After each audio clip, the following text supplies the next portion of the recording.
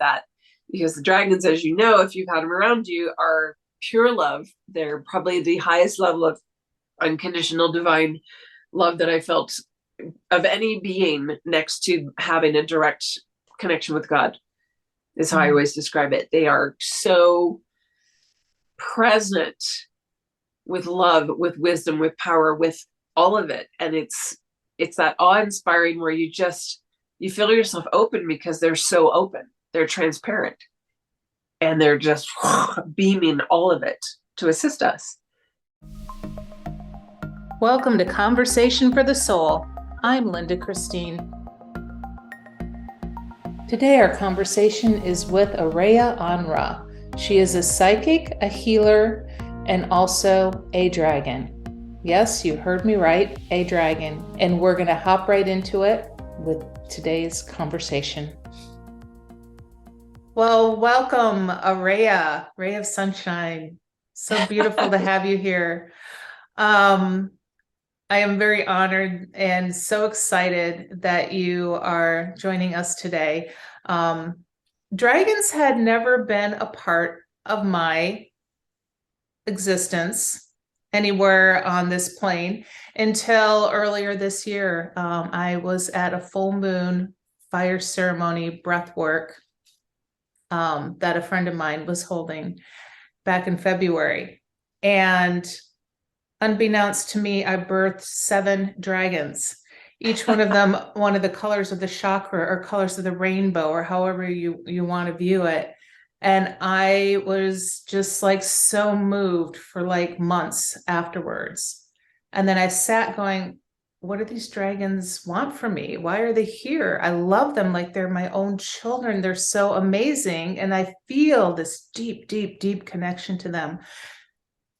And then finally it came through for me about a month ago, and I am now doing dragon artwork. So I've been consuming anything and everything dragon I can find because I just don't know anything about them. So I don't know how I was guided to you. I must have just been divinely guided, and I found you on YouTube. And I've been consuming everything that you're putting out there. You are just such a deep portal of knowledge when it comes to these dragons. How did they come to you? How did this all start? Well, thank you for that. Thank you for having me on. For me to have an opportunity to talk about dragons is always a plus in my book. So it gets me excited. It's something that finally has gone mainstream, is finally getting out in the world. And I'll go back and give a little history, but I did bring the book through to work with them. And I'll just flash this up now, but we can talk about it later. That when they started coming through to me, and then that was way back in fall of 2007. And I started working with them in about 2003.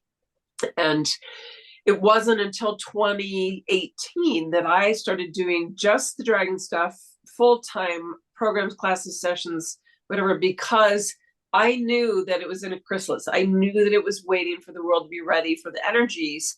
And even though we expected everything around 2012, there was a shift point in 2012, but everything since then has been the real unfolding. And so that's where the dragons are finally getting their opportunity to serve humanity in their final piece that they hold for humanity. And that's why they're getting more mainstream. They're a final piece and my whole body's getting, this is my full body tingles when we're on track. I get the full body tingles, so you'll see me do this. They hold the final keys. They really do, for everybody's ascension process, whether you are a star being, whether you're a unicorn, whether you're a fairy being from the Devic kingdom, doesn't matter. There are those that are dragon that are more affected, like myself. And when you say you've got such a wealth of knowledge, well, it's because I am dragon. And so for me to get up even 5 years ago after I turned 50 and be on social media in mainstream talking about dragons, it's one of those things like, really, that's where I'm headed in my life. But it's what brings me joy, and it's what really is profound for me, in the sense that as I've come into that merge with my own dragon self, with my higher self aspect, I find that questions arise from those that are seeking, and the answers are just there, that we each get to our own merge point with ourselves, where we have the direct pure knowing of our expertise, of our own innate wisdom. And for me, that's dragons. So to be able to share that is super exciting. So how did that evolve? And like you're like, that wasn't even like in my reality until this last year. But everyone's now waking up to that and going, wait a minute, this is now my reality. What is this dragon? Or they go to a massage therapist and the massage therapist says, there's a dragon in the room with us, or you have a dragon in your field. Like, you need to look into that. They're like, how do I look into that? What does that even mean? What does that signify? What do I do? So when I had my own awakening, it was my right after my 36th birthday. It was the fall of 2002, and everything in my being had said, quit your job. I was the director of a chamber of commerce in the little town of Wyoming where I lived.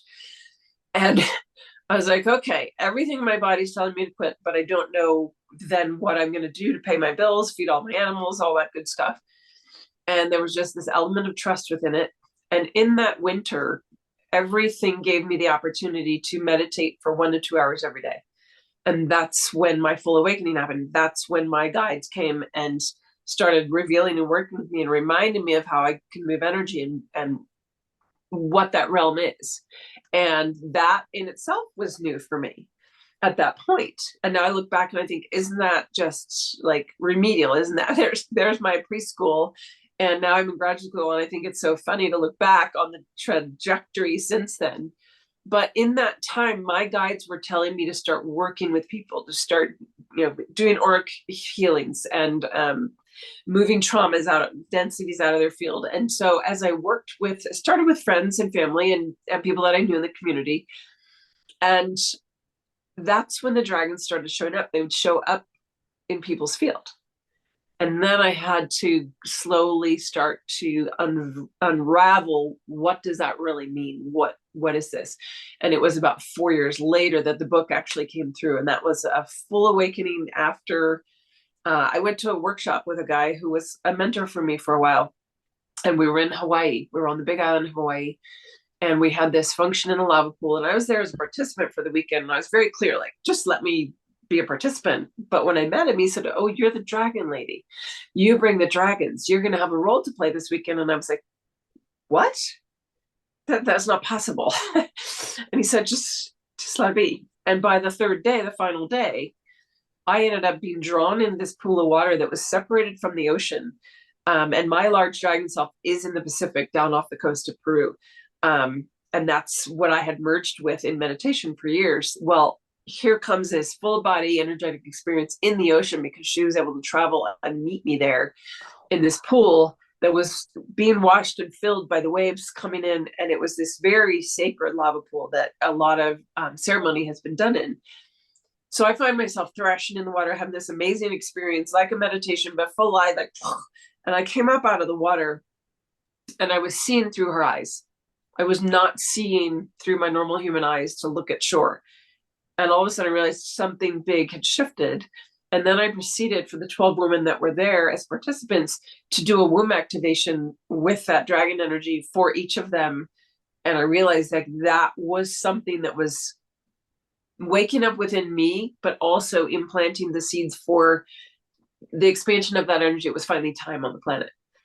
So it's a slow awakening, but it's one of those things that once the dragons are in your field, as you know, probably prior to this year, Linda, your journey has been probably accelerating in the last couple of years.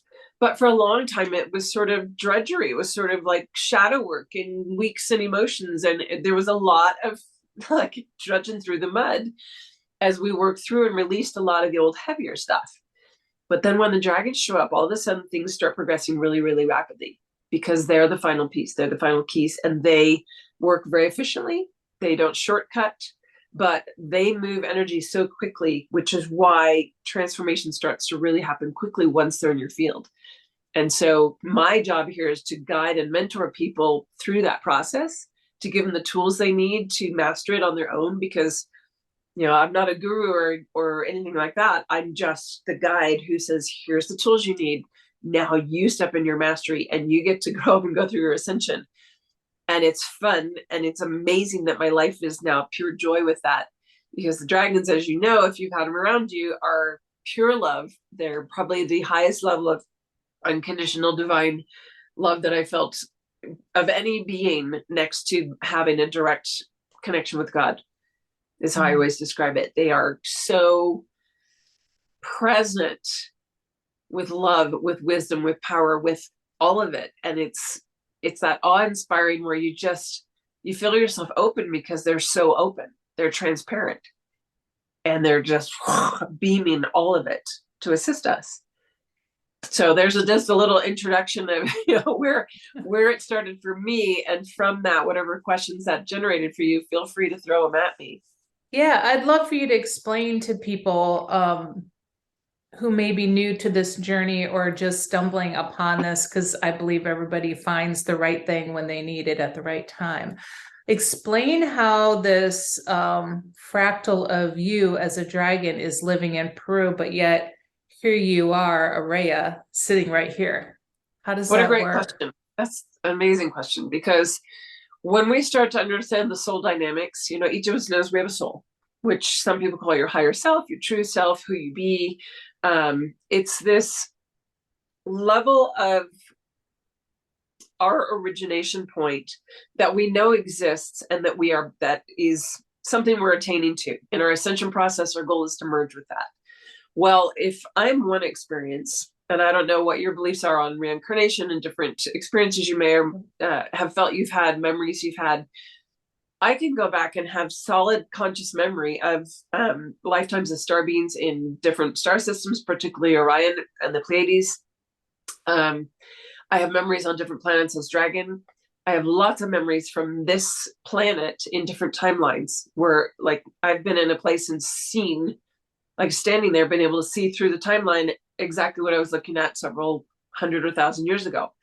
I've had those experiences. So for me, coming into the awareness of, all right, here's this higher self, and it has a capacity to fractal out and have all these different incarnational aspects out experiencing things. And if time only exists here in 3D, then it's literally happening concurrently. That it's not, here you go, here's one, and then you come home, and here's another. It's all fractaling out, and there's a maximum capacity based on the level of your soul experience, meaning you might be a newly incarnated or created soul, or you might be a very ancient soul, and that ancient soul is going to have a lot more complexity and wisdom gained and experiences and memories than the new one, but it's just a matter of their configuration. So for me, the soul level is something that comes through to us in awareness as either a light fractal in color, as a sound vibration, as a geometric. It's got characteristics that is only me, that makes me unique and individual as a part of that greater one consciousness. But in that, if I'm a fractal here as Araya, and I know that I have a part of me out in some star system, and I can feel that, I can connect to it. When I get to a merge point with that higher self, I can actually start consciously connecting with those parts of myself that are still in form, that haven't merged back in yet. So there is a part of me that is within in the book. There is for the dragons. So the dragon within is hardback and paperback and digital in 3 different formats through the site dragonwithin.com. And in that, it explains about the Council of Mu. So there's 12 dragons, 13 technically, but 12 around one, that are in the tectonic plates of the planet. They're holding space. So if you look at the dragons as the grid keepers, the matrix keepers, they're the ones that when this universe was going to be created said, yep, we say yes, we'll volunteer and we'll hold the space. That's our mastery level. That's, we're good at physics and geometries and all that, and we're going to do that. And so each step down level had to be created, and they held it. So they are still holding that. And the core around Gaia's physical matter body is held by the 12 dragons of Mu, who are the ones that are the 4 elemental pairs and the 2 black and white, the black and white pairs. That makes 12, 6 pairs. And then the crystalline, everything with the dragons is 12 around 1 as a base geometry. And it's a format that we're ending now as we go through this ascension cycle. And we're moving into a different system as the Lyrans take over, as the dragons are complete with their service for this. Because once Gaia goes into 5D, they can release it. Anyway, we're getting off on a tangent there, which often happens because there's so much information. Yeah, I like it though. Let's come back to that. Okay, but in that, I have an aspect that is the water dragon, the female water dragon of those 12. That's why I have a role as guide mentor, like to wake up the dragons worldwide, not just those in human form that are incarnate, that come from a dragon realm and have that lineage within them, like a star being does, that, they know their stars. They know they're dragons. They find me to get that woken up within them and activate it. So my piece is actually under the lower Pacific Ocean. And if you're to look at a map, like I describe it in the book, where they each lay in the planetary makeup. So that part of myself, when I first had a meditation to connect with her, and her name is Tana, and that's typically, I had to change my name on screen because it always says Tana in my classes and groups because they know me as Tana. That's my dragon. And I was taken to her in meditation when she was still asleep. And it was because I was asleep and I was waking up, and I would be sitting next to her in this massive eye, like just sitting next to her eye until I could feel movement behind it. And eventually she opened her eye. And this all happened before that merge in the ocean. But it was that connection point of heart to heart, soul level communication happening, where I knew that is my bigger aspect.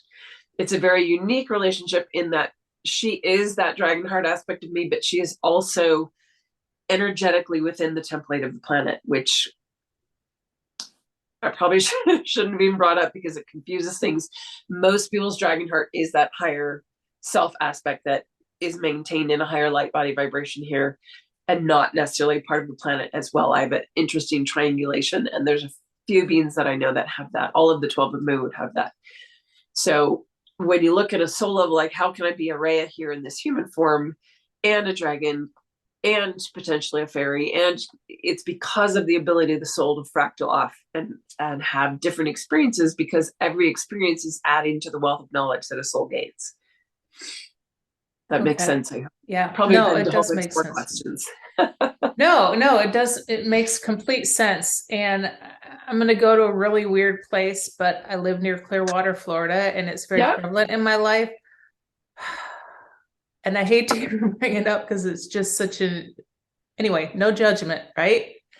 Scientology is kind of their belief, if I understand it correctly, is has to do with bringing back soul fractals, Mm. which makes me wonder now, were they just ahead of the game here or what? Because there's this dark energy I feel around it where it's not pure, like most people that I'm attracted to have this really bright light energy. So I'm just throwing that out there, see if it Yeah, lands I anywhere for don't you. know anything about Scientology other than that same hit, that same like sort of gut feeling of like there's something off. Yeah. There's an alignment that's energetically not quite aligned with where I am.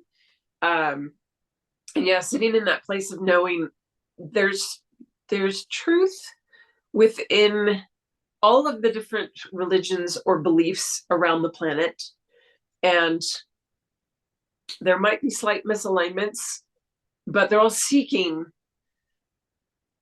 through their own pathway. They're Yeah. trying to find it, and they'll eventually get there. And they might have some realizations and have to tweak some things, or say, "Oh, I got what I needed from this. Now I need to go here." Even on my own path, I've done that and had to sit for quite some time because I was raised going to church. My family didn't um, continue going with me, but it was something that was so deep within me that I wanted to be close to God. I wanted to know about Jesus. I knew who he was. I'm like, I got to go and learn more. So I was a member of a church in high school as myself. Like my family wasn't a member, and I was very staunch and adamant that I needed to go and be part of the youth group, and that was a big part of my life.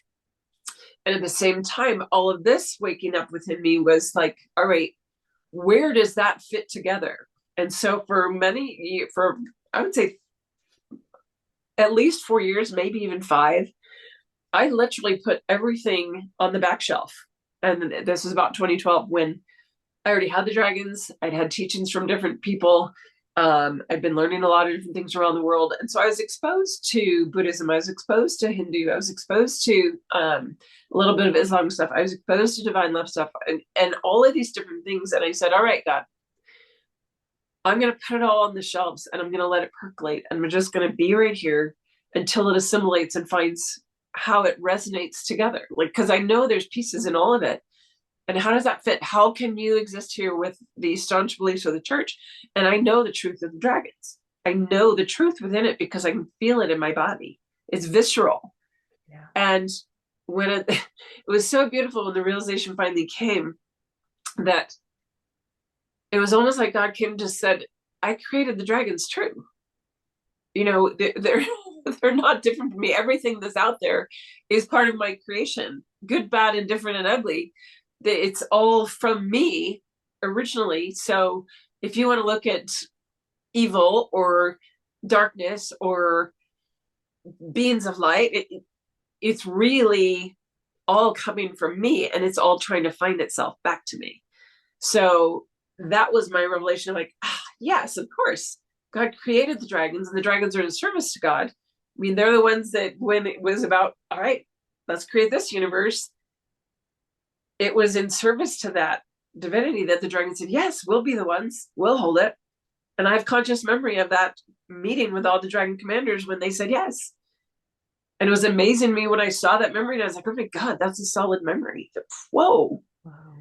So in that, your question about that specific branch, I don't know, but I do agree that there's something that feels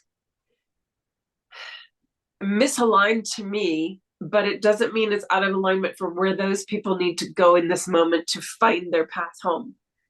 You know what I'm saying? Because we all come down to have different experiences. And just because mine at this phase of the journey is I'm a light, I'm a guide, I'm a mentor, doesn't mean I haven't been the dark player at some point in my journey, because I can't complete an ascension out of a polarized system unless I've been every side and every angle, so that I have the wisdom of every side and every angle to merge it back in and come home and know like, oh, that's what polarity was. That's what duality was. Okay.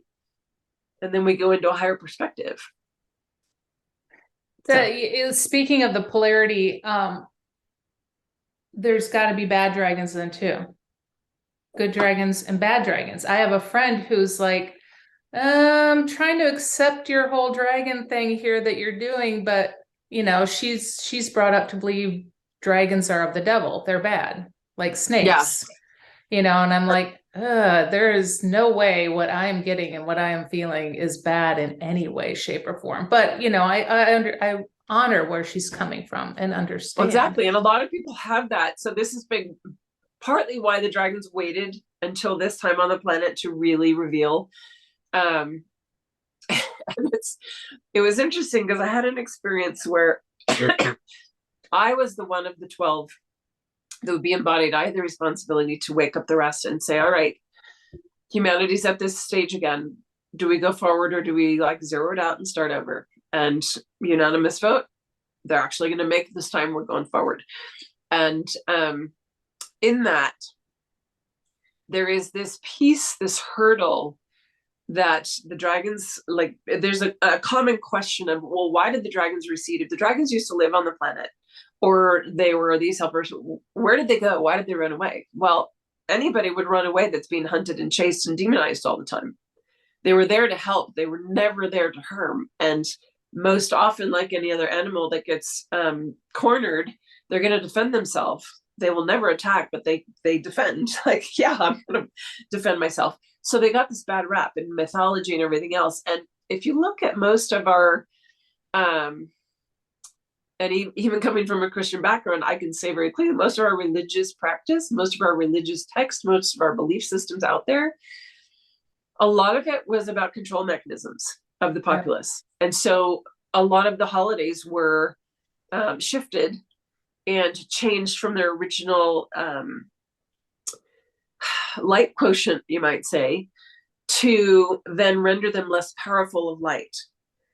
And the demonization of the dragons was an intentional, let's make people afraid of them because they hold these keys. Let's demonize them. Let's hunt them. Let's make them the bad guys, just like the witches back in, the day. And so there's this piece of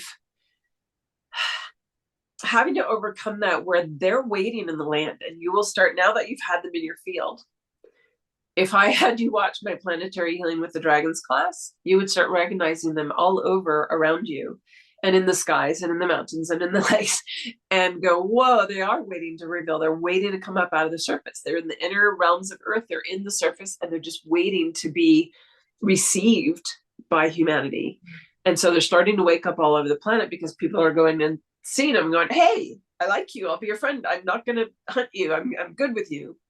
And the more experiences that happens, the more awaken, the more available, the more come in. And there is that aspect of, are there bad dragons? Okay, so let's go back to that. There are bad dragons, but that just means that they've fallen out of the ability to make loving choices in every moment, just like bad humans. It's not so much bad as much as unloving. It's just a degree, it's like morphology. So are there dragons that are in places doing bad things? Yeah, potentially. They're not the ones here in service, but there are dragons incarnate in different places that are having experiences that are not aligned with love. There's also a very clear delineation that needs to be made between dragons and reptilian, which is Draco, which is a draconian system, which is not dragon. And that word alone, the use of that word, the naming of the system of Draco, where the reptilian bases are, is a huge piece of the misinterpretation of dragon energy by the masses that I think was intentional in the naming of that system. Because the reptilian energy, dragons and dinosaurs, and this was a piece that clicked in for me with there was a dinosaur display at our Discovery Museum here in Reno that was from the Natural History Museum, and it had this whole thing about the dinosaurs actually being more related to avian species than to reptilian species, and all of this proof of that. And I went, oh my goodness, that's why the dinosaurs and the dragons are so close. They're an avian species, and it makes so much sense when you realize their flight structure, their more hollow bone structure, their ability with such mass to fly, to lift off. And so that in itself, it's a whole different lineage, different ballgame altogether. And most people are afraid of that. They have dark experiences with Draco, with reptilian energies, and they are very, very different.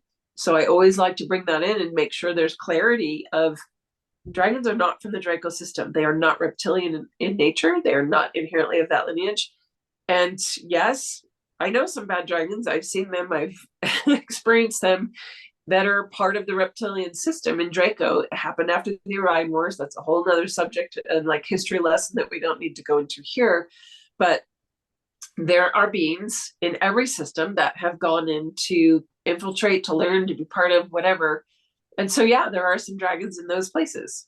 But the majority, and those that are here on Earth, that are here in service as guides and guardians, just like guardian angels, the guides that you're assigned from birth as a human, you have angelic guides with you in a human format because that's what the human race has at birth. God sends in these angelic guides and guardians to be with them. But as you progress, you'll start to get guides and guardians from your home realm because they can activate the pieces of you to remember further back, higher up, vibrationally. So that was a great question because, yeah, there are bad dragons, but just like there's bad humans, it's the one bad seed that ruins the whole reputation, so to speak, or makes the whole batch seem bad when it's not the case. Now, are all dragons from different star systems? Because I heard a galactic astrologer once say that the dragon lineage is from Draco. And I always felt that Draco was reptilian, not necessarily dragon, but to me, it sounds like they come from all over the place. They do, but I'm not aware of any that were actually birthed or came through the Draco system. So in my opinion, not knowing them or what context they were speaking in, whatever, that doesn't feel correct to me. It doesn't feel true to me. And that would be one of those, misinterpretations based on everything in texts and whatever talking about Draco as meaning dragon and not ever having been corrected or have that information like, wait a minute, that's a little skewed.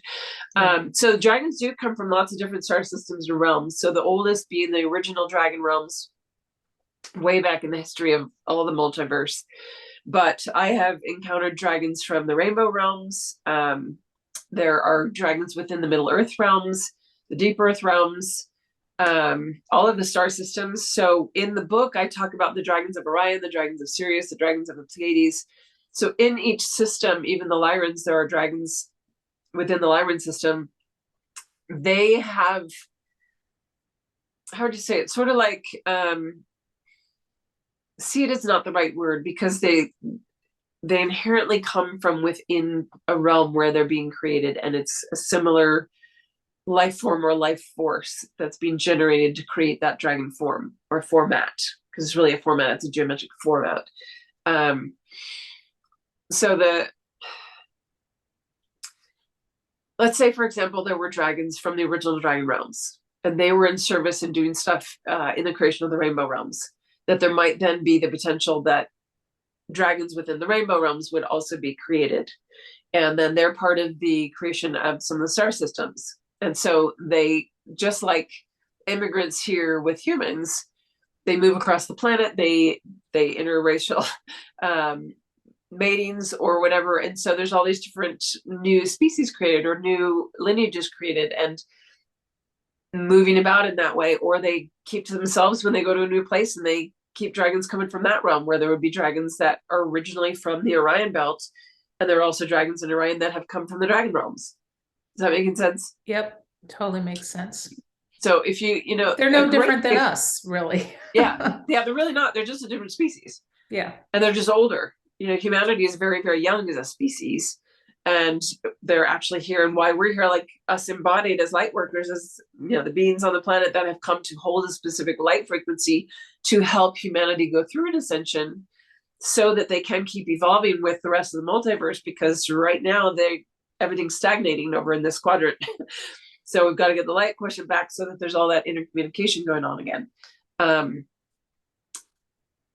Humanity is very young, but if you look at, and I love the concept of the mirror of everything micro and macro, and this has been part of my classes. The dragons have brought this in consistently over the last 4 years, to pay attention to the micro version and the macro version and the super macro version of everything that's being experienced, because everything that's happening here, say on a global scale, is happening individually within you, and it's also happening on the galactic level, it's happening on the universe level, and it's happening on the multiverse level. So when you look at the migration of humanity around this planet historically, and how it's started as different little pods here and there, and they've slowly grown and moved here, moved there, and especially the United States being the melting pot, that is no different than, say, all the different star systems on the galactic level, where, you know, maybe Orion is Europe and Sirius is South America, just in, you know, correlation, as a way to look at and perceive the greater picture. When you can understand a system here, you can understand a system here, and when you understand a system here, you'll understand this one better, and then you'll understand your own realm in your own body better, because it always parallels. There's always a parallel mirror to look at in those levels.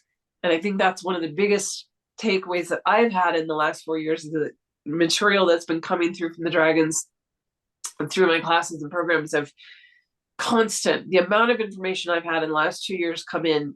I'm waiting to find time to get the next book together, because I have a folder this thick of notes on the ascension process, on, you know, what and how it's happening, and how it engages, and how we're actually supposed to interface with the rest of it. And it gets super exciting, super confusing. Like, there's a lot of times that I know I'm talking like up here, and people are going, "Ooh, just missed that one. Ooh, just missed that one."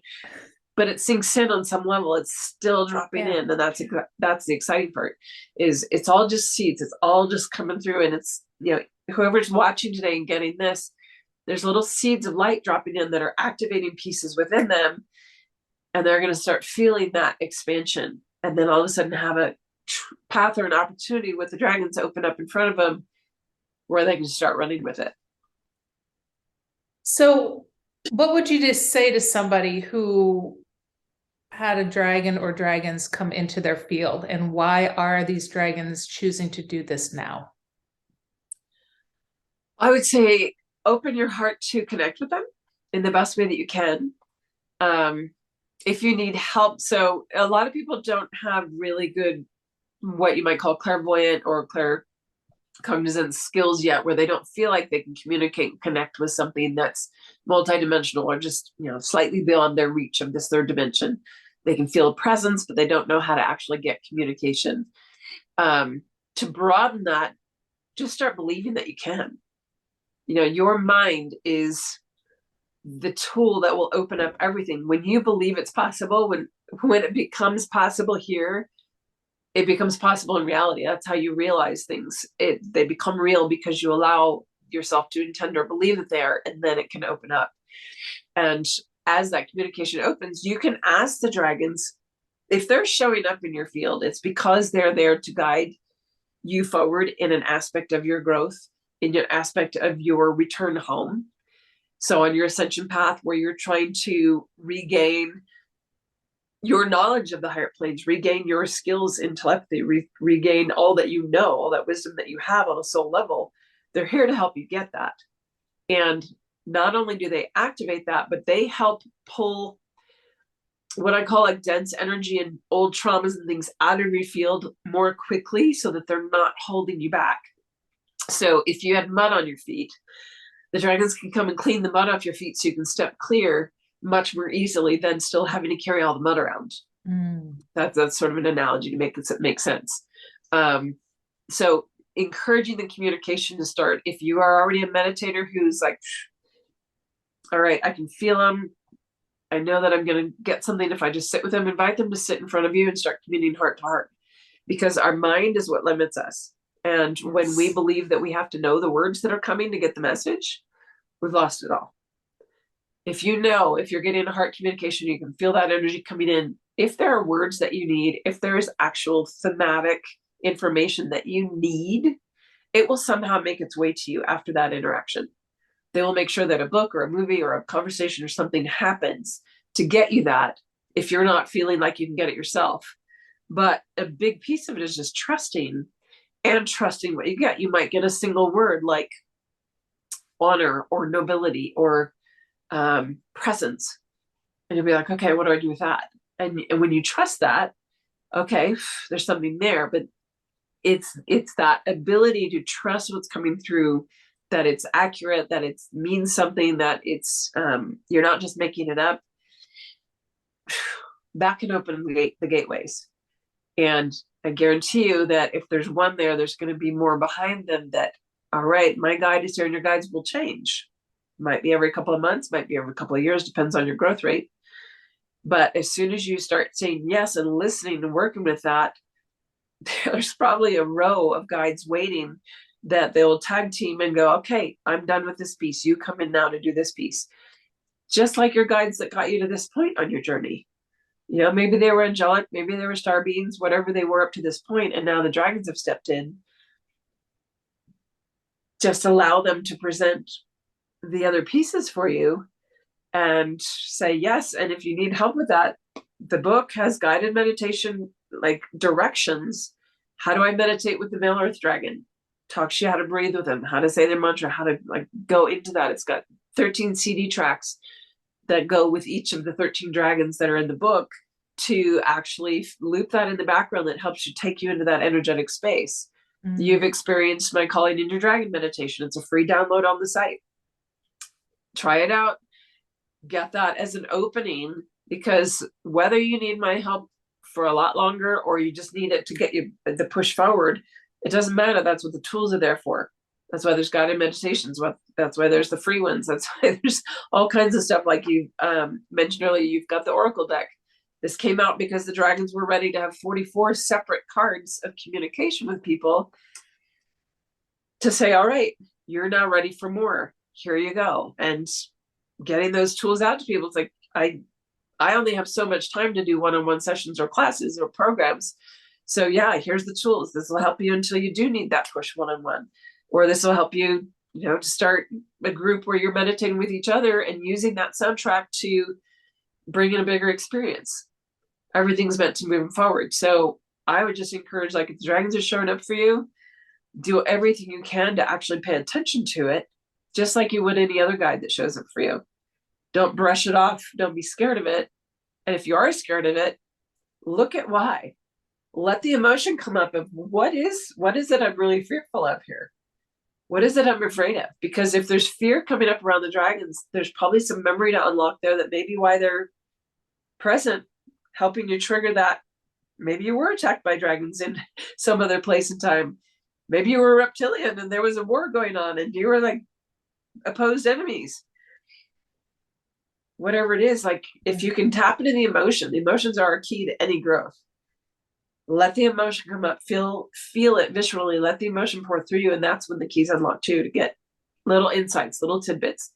And it really only takes tidbits to have a whole perspective point shift. That's the tagline on my Invoke Healing site, is a moment of clarity can change everything. It really can. A single moment of clarity can turn you this direction, and all of a sudden it's like, whoa, there's the road home. Yeah, yeah. And don't beat yourself up if it doesn't come right away. Like for me, it didn't come right away. Eventually, I just set it aside and did what I was doing. And then all of a sudden, boom, something activated me into, oh my gosh. And it just came in Yeah, like that. So it'll come when it's ready. exactly. Yeah. So there's some people that are doing, and I don't know, I haven't gotten too deep into your stuff yet. I'm probably through a few months worth of your YouTube transmissions. People doing grid work with the dragons Mhm. and assisting them. Can you explain a little bit about what that's about? Yeah. So going back to what I said before about the dragons being the matrix keepers, the grid keepers, if you imagined everything that's in matter that you see, okay, first of all, is basically densified light. It's all light that's dropped down to a density that seems solid and visible. Well, behind that, the fifth dimensional structure and above holds a sacred geometric structure within it. So really, everything is geometric. So if we were to look at the planet and the universe and realize it's a giant grid, it's a giant geometric pattern that comes in very tight and small in the core of the planet. Here's the planet. Here's all the other star systems around us. Here's all the planets around us. Here's the sun and the greater central suns beyond that. So all of it is a geometric grid, essentially. And the dragons are the ones that at each intersecting point of that grid, there's a dragon that's been in service holding that point until now. And they're still there, but they are now transitioning and passing those off to the future guardians, which are the Lyrans. So the winged lions, all the I don't know if you've heard about any of the golden winged lions coming in. That's sort of another trajectory that we may or may not go down. But in that, they are the keepers of the energetic flow through those grids. So they've had a guardian at each intersection point, especially the major intersection points. So for the planet, in order to release her, what you might call veil or her covering, in order to move into more light, an expanded version, which is a fifth dimensional, all of those grid lines that have been densified down into maybe a sleep state or a chrysalis state, into a lack of flow energetically through those grids. If the dragons went into stasis, they went into hibernation, whatever word is fitting here for everybody. Those now need to be activated. And that's part of waking up the dragons around the world. I have been a part of quite a bit of that on the larger planetary grids, like some major intersection points or the points that affect the 12 dragons that are around the planet. But knowing that, like a spider web has what? Your main lines, and then it's got all these other lines in between, right? Well, if the main lines are all done, but there's no interface between all the little lines, the energy can't flow if it's not all lit up. So the beauty is that all the light workers on the planet have a different role here. all of us, be they dragon or otherwise, have a role to play. And there are those that are dragon that are here to activate either the midline meridians or the really tiny the fine meridians, and they all have a piece to play. So when a dragon wakes up, say in Florida, that's fantastic, because wherever you go, if you're an activated awake dragon, or you're at least willing to walk with a dragon guide or guardian next to you, everywhere you go, you have an opportunity to be activating those finer lines within that template. And that's the reason that there's so many waking up to their dragon aspect now, because we're all over the globe. And I would say that the dragon hearts, we've got a grid activated that, because of the last 4 years of my programs, 5 now, all of those that have gone through and are really living who they be as dragon, they're activating that. So we have this web of light because they're all over the world. Like I've got from Australia to South Africa up to Canada, over Europe, there's a major overlay of those points being lit up. And so everywhere else that they get activated, it's taking it to that level too, because we have to have the entire spider web, if you want to call it, or the entire geometric lit up and having flow of energy operational. That makes sense? Yeah, no, makes complete sense. Talk a little bit about the Lyrans. So are the dragons going to be doing a handoff to the Lyrans? Yeah, a lot of dragons are super excited about retiring. They're like, hey, how many? I'm about ready to retire. How many tell me? I just had a discovery call yesterday afternoon with he's young, he's in his 30s, but he's like, I'm just worn out.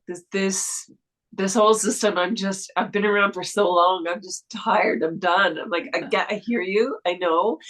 And we're almost there. And, we're going to get there. But there are some very, very old souls who have been part of it from the inception and are like ready to move on. And so there is this shift that when 3D is complete with what it has been, there will still be a 3D vibrational experience available. It will look different than how Gaia has looked before, and that will be held forward, but the dragons will no longer be responsible for it. The Lyrans have agreed that once Gaia can move into her 5th dimensional framework, that they will step in and take over. So it actually started about 2 years ago. I want to say it wasn't long after what was called the event in March of, I think, 2019. I started seeing Lyrans coming in and meeting with the dragons. So there was like a team at each of the grid points where they sat in a transition period where, whether it's training going on of the dragon training the Lyran, or just a tandem cooperation going on for a period until the Lyrans are fully ready to take over and the dragons are fully ready to release, where I used to call it like passing the baton. And some of that has started happening in the further outreaches of the smaller points, where I started noticing a lot more dragons being available to come in to assist, like to be guides and guardians, because they were done with their role out there. They really wanted to continue to assist for Gaia and humanity. And so they passed off their baton to their Lyran replacement and were coming in to the earth plane, into this closer zone to assist. And so I have started to see that the final pieces aren't there yet. And I know that I've had the White Lions calling me, interestingly, on the South African continent, or the African continent, but particularly down in South Africa, there is a Global White Lion Trust. And the White Lions, I was there in 2018, it's 4.5 years ago, 4 years ago. And I didn't get an opportunity to go see the White Lions. It wasn't time yet. But I've had them coming in and working with me since 4th of July weekend this year, very directly in my meditation work. And they were actually part of my recent group, my Quantum Flight program. That's an 8-week deal. This was the first time that when I set up that sphere, there's always these 4 dragons that hold the space of the sphere when I create it. And it was 2 dragons and the two white lions that I've been working with. They're actually in body. They're physical white lions on the planet in South Africa, and they were present in the sphere. And I've been being called back there to go actually sit in their presence at some point. I don't know how and when that will like work itself out. It'll be divinely timed, of course, but there will be a shift or a transfer of that contract to them, in which I'll literally feel myself retiring from the dragon piece that has been mine to hold here. Oh. So And they're taking then, over. That's the Lyran system is all of the feline kingdoms. So whether they're more cheetah looking or jaguar looking, if you ever encounter the Lyran beings, I always sort of experience it sort of like the Casting Cats, the musical, where they're all these incredibly unique individuals that you're like, yeah, you can tell they're feline, but they're also beings like we are, but subtly different. And I have actually four, is it four? South Africans that have been through my program that are, I was so shocked the first time that I was able to realize this in reading with the women, um, that they're a dragon lion hybrid, where they're a winged, like half lion, half dragon being. And I was shocked. I was like, I didn't know that was possible. I didn't, okay. And then I was able to see that their up lineage showed, so that I could see the parentage of the lion and the dragon. And I was like, oh, okay. And they are coming from Lyra. So they are part of the transition team because they hold both energies. And then it will slowly pass to the full, just the feline being. So there are dragons that are part of the Lyran system that was like that planning, that planning ahead for the eventual pass off, in preparation for that, for however that all got sorted out and created. We've gone on to a lot of different tangents today. That's been interesting. yeah. Well, that explains why he's been so demanding about being here today. He's like, I'm going to be right here during this whole conversation. Yeah, and what's very funny is I have two cats also. One is very definitely lion. He is full feline. And the other is the pure dragon. And all of the dragons that I've met that are in animals are in cats. Um, Interesting. and I got this cat. I had people ask me multiple times over the years, I've got this cat. He feels like he's got dragon energy. And I tune in and I'm like, yeah, that he's dragon. And I'm like, whoa. And I never had one in my life, even though I had like multiple cats over many, many decades of my life. And I went to this shelter just going, letting my boys look at the animals. And lo and behold, we end up coming home with this one because I looked at him and he looked up at me with these dragon eyes and I went, oh my goodness, I'm supposed to take you home. Okay, another animal.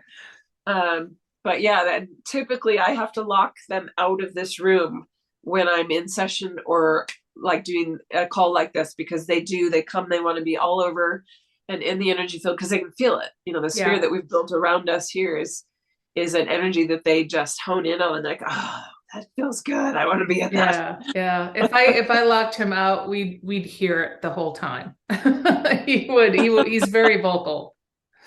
But anyway, so I wanted to have a little fun before we wrapped up here. Sure. Should we each pull a card from the Absolutely. dragon deck, and maybe we can like set some sort of just ask the dragons to share with us maybe a little bit about what we can expect in the coming months. Do you think? Okay. Does that sound doable, or do you want to reword that for me?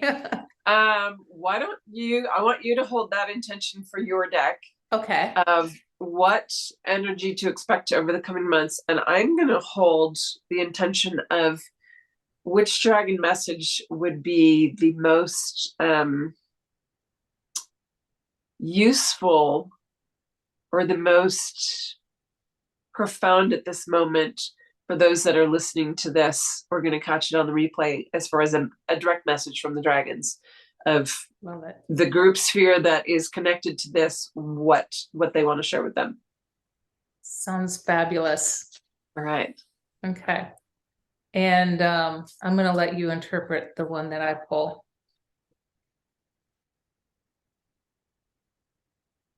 Ah. Chartreuse. Beautiful.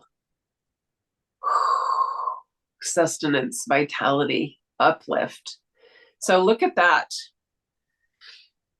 So the chartreuse dragon is what I don't go into in the book is the Pleiadian dragons. There's 9 of them, and the dragons have 9 chakras. So the chartreuse dragon is the upper wing chakra. So when you held your intention of, all right, what can we expect in the next months? Sustenance, vitality, uplift, the upper wing. We are lifting up into a space of new, into a space of revitalization, into a space of really being pulled forward into what we've been desiring.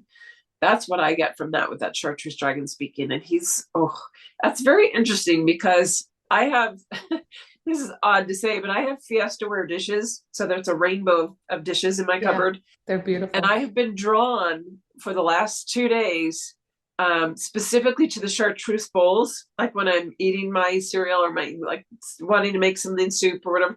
It's the chartreuse bowls that I've been grabbing, and that's been the color in the last couple of days. So I love that that's actually what showed up, and that's a positive, uplifting message moving into the solstice next week, into the new year.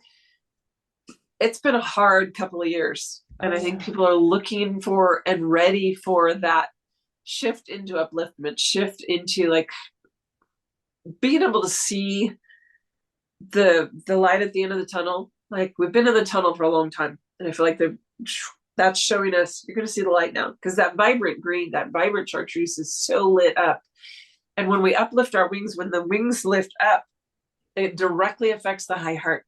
When the wings pull back, it directly opens the breastplate of the dragon up, and the gold dragon's saying, haha, I'm going to fall forward. It directly opens up the high heart energy, which is our transition into living with wisdom in the heart of this is what's opening up for us. So that's perfect moving forward. And I love, so moving, I'm just going to mention, because I just talked, the solstice coming up next week. For those that aren't familiar with my work or wanting to experience a direct meditation with the dragons, I've only done 2 others this year, which is more than last year. I'm doing a live guided meditation on my Facebook group. So for the love, capital LOVE, big caps LOVE, for the love of dragons, because I don't know how you got 2 there's Facebook a ton groups of the same name, but there's another one. So look for me as the head of it. For the love of dragons, we're doing a live meditation 1:30 p.m. Pacific Standard Time on Wednesday the 21st, so that we're in meditation at 1:48 p.m. my time, which is the actual solstice point. I was guided to do that. The dragon's like, yeah, and I did it exactly a month ago on the 22nd. 11/22 was a very profound day, and they were like, we need to do a live guided right now. So that was sort of an unexpected, told the week before, like, all right, do this. So I'm doing that next Wednesday. And if you can't catch it on the Facebook, or you're not on Facebook, my YouTube channel, which is Invoke Healing International, there's a dragon playlist. It will be uploaded on that by that night, and the replay is just as powerful. Yeah. So hopefully everybody can join in for a experience with the dragons on the solstice, because I do feel that this is the 3rd in a row of some major gateways on the winter solstice. December 2020 was a massive shift. Last year was another really big one, and this one is like the completion of the trine is what I've been shown. So there's something big coming next Wednesday that's like the 3rd piece in a trilogy. Yeah, so it's interesting right before you pull your card, because you explained it so well. You and I, before we got on here, were talking about, some people are talking about a solar flash or an event or 3 days of darkness, perhaps, before something happens. And you had a take on that I thought was very profound. Will you mind sharing that with everybody? Sure. Well, one of the things that I've come to realize is I've also felt this, whether it's a flash, whether it's an event, whatever, there's an imminent event coming that is going to be a marker where it's very like literal and very key. Like we just turned a corner, like something just shifted majorly. I do feel like overall planetarily that there is that as a concurrent point for humanity, but I don't necessarily believe that we're going to all go through it at the same time on our timeline. So when we get to a higher perspective that's outside of time, it's where you can look and say, oh, that's all happening in a similar time frame or space, but that could be a decade when it translates down to our years. Yeah. So what I see happening is that there is this sphere of an event energy, and that we each have our own 0 point doorway or gateway that we go through on our own ascension process, where we get to flip through that. Maybe mine will be this year, yours will be 2 months after that, or 2 months before that. This guy over here will go through it, next year. Everybody's going to have that individual point for their own ascension, like gateway flip, where they actually realize. Some have already gone through it. Yeah. Some are in the process, but it's that knowing it's going to be related to and seen as the event or the flash once we're in that higher perspective, where we see it as like a culmination of, you can almost look at it like an explosion or a firecracker that goes off, but on the timeline, it holds a space of, oh, here's that space. But when you're in that, it might be a gap of 5-10 years. We don't know, because you can't translate it in the same way. So I don't know if I'm explaining it exactly the same way. I feel like it's close, but I feel like there's something that subtly changed in how it came through. But there is an event horizon, but we also have our own individual piece within that. So if it's not like you wake up and we're in 3 days of darkness, literally, where there's no sunlight for 3 days, or there's no, what would you want to call it, divine light, or a sense of presence of anything, where we're just sort of in a stasis, emptiness, that could happen, but that's not how I perceive it going to be happening. I perceive it like we all go through our 3 days of darkness, or a dark night of the soul, and we all go through, but it's encapsulated within a time frame for humanity that is seen as, from that higher perspective, that event point, that horizon that encapsulates it all. You just explained my dream for me.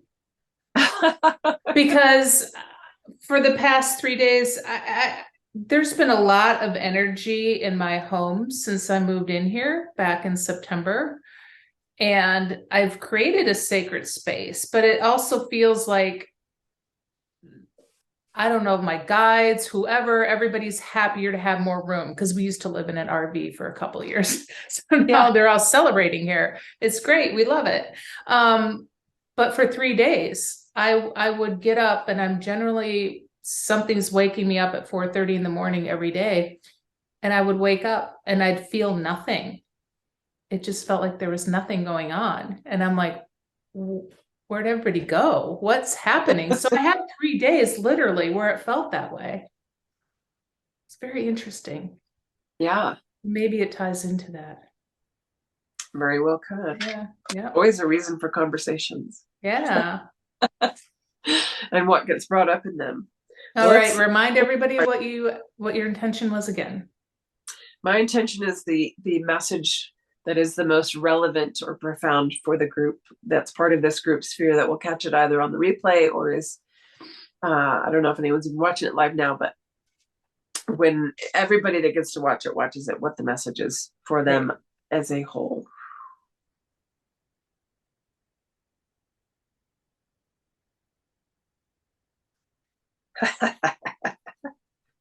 Oh, I'm laughing because he's been very present lately. We have the obsidian dragon. Oh yeah, you pulled him recently. I saw something. Yeah, now this is very interesting, because the obsidian dragon, I happened to mention the conversation I had yesterday with this gentleman in his 30s who was tired, been around the block, been here a long time, very old soul, and like ready to retire.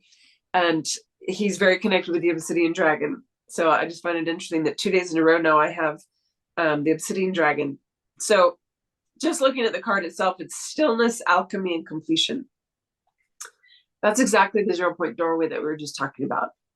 So this message to everyone here is about going into that stillness, because the alchemy will happen in the 0 point, in the stillness. And if we look at, okay, who's the obsidian dragon as far as the lineage? He's power lineage. The black dragon is more directly associated with our dimensional realm. Below that, the fire dragon. So if you were an upline from fire dragon, black dragon, obsidian, he's a higher vibration of the black dragon. The black dragon is all about shadow work. But, and this is very interesting because this conversation has happened a lot in the last 2 months. Even in my program that just finished, a whole piece came in about completion with the divine darkness, because we always focus on the divine light. And the obsidian dragon holds the keys to the divine darkness.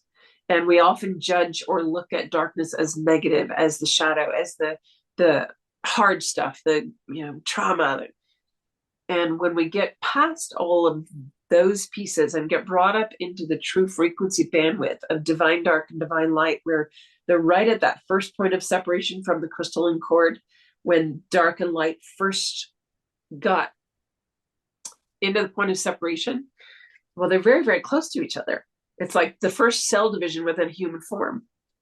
The first cells are so closely related. And then we divide.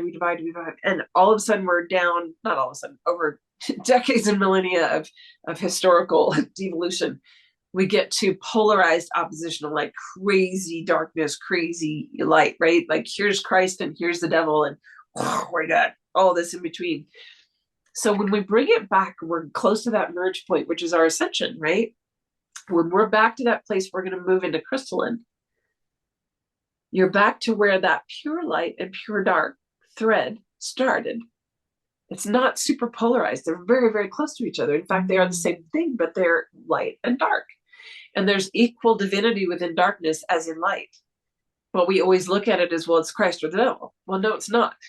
They're from the same source. And so this is where we get to look and feel the truth of divine darkness through pure obsidian. What do you see when you see obsidian? You hold it up to the light and you can see straight through it.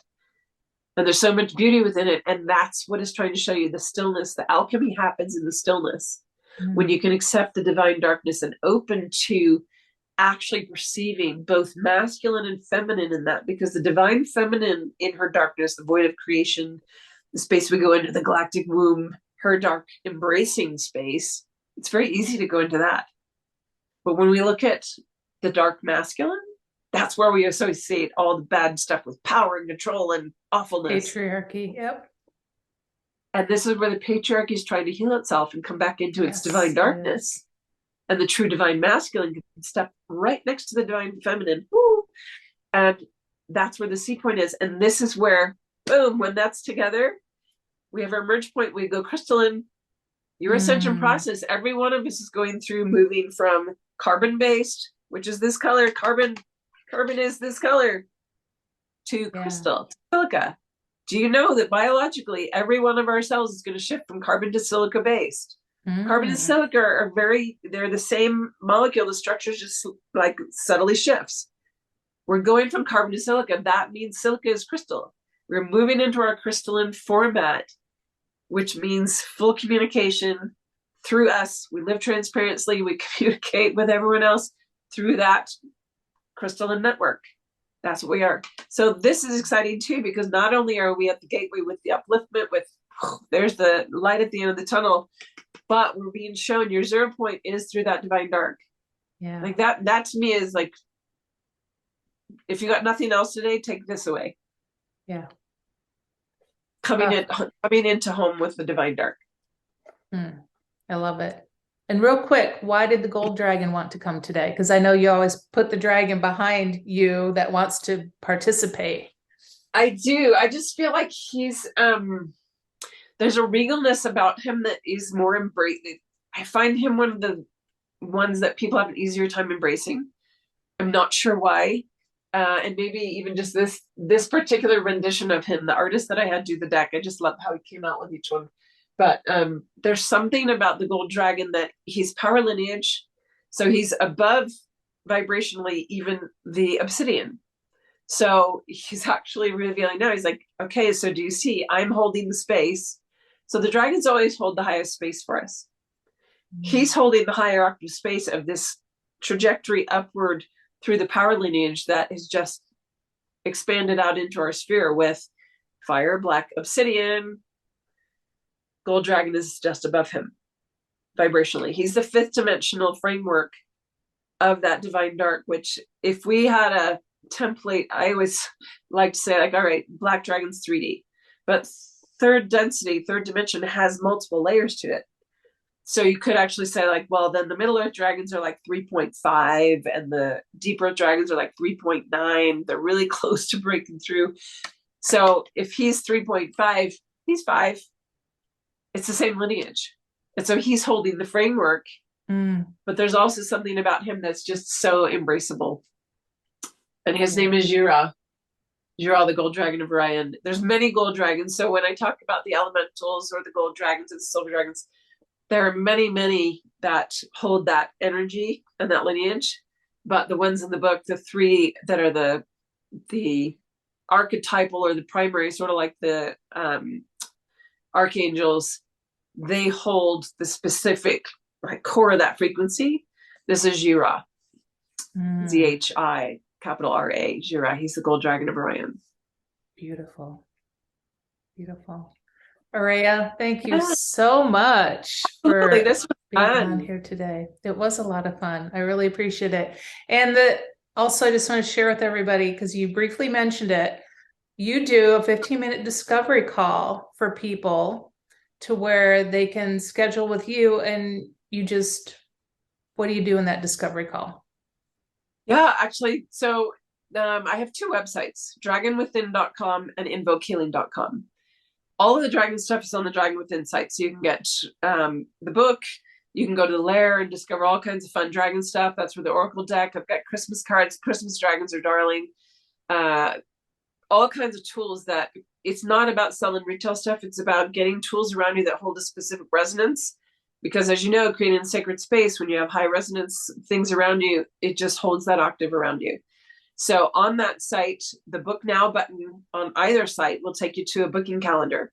That will show you all the different options of sessions. But in that 20-minute free discovery call is just an opportunity to connect and ask, like, well, it's not a reading, but it is, this is what's going on in my journey, and where do I go next? What should I focus on? Where should I put my efforts into? What would be the best tool for me to start with? We just sort of get to know each other and have a little conversation, because sometimes you need to know that it's a good fit before you want to work with someone, right, and spend a bunch of energy or money and time on a session that wasn't a good fit to start with. Typically people that find my site are already a good fit, but it's a great way to go, yeah, you know what, I might not be the resource for you, but I can lead you to someone that is, or maybe you're looking for this, and I can at least head you in a direction. What a beautiful offering. That is so they're great. Fun. Actually, I do them every week, and they're a super fun way just to get to know people all over the globe. And what I love about it is that everybody's ready for their pieces at different times. And I know that, somebody might listen to this today and they might not have anything to do with dragons for another year. But when that pops up for them, they're going to know where they can go to get some answers. And that's why I created the Facebook group 5 years ago now. That is a place where people can come to know that they're not crazy. Because people tell me all the time, like, this is going to sound crazy. That's how they preface what they're going to say. And I always have to interject and go, nothing is crazy in my world. There's no such thing, because there's endless potential in the universe. So nothing you can tell me right now is going to shock me. And they're like, oh, okay. And that's what I have that group for, so that people can share their experiences and know, you know what, if you met a dragon in the woods, or you had this dream and it opened up this for you, this meditation, or you saw this dragon in the mountains and all of a sudden you realized there were 12 around you and this crazy thing happened, it validates it, because you need that validation to keep going in order to wake up to yourself. And so that's the whole point of the group, is to have that place where, maybe you just want to watch and read other people's stuff for a couple months and go, okay, I'm not so out of it. And that's okay too.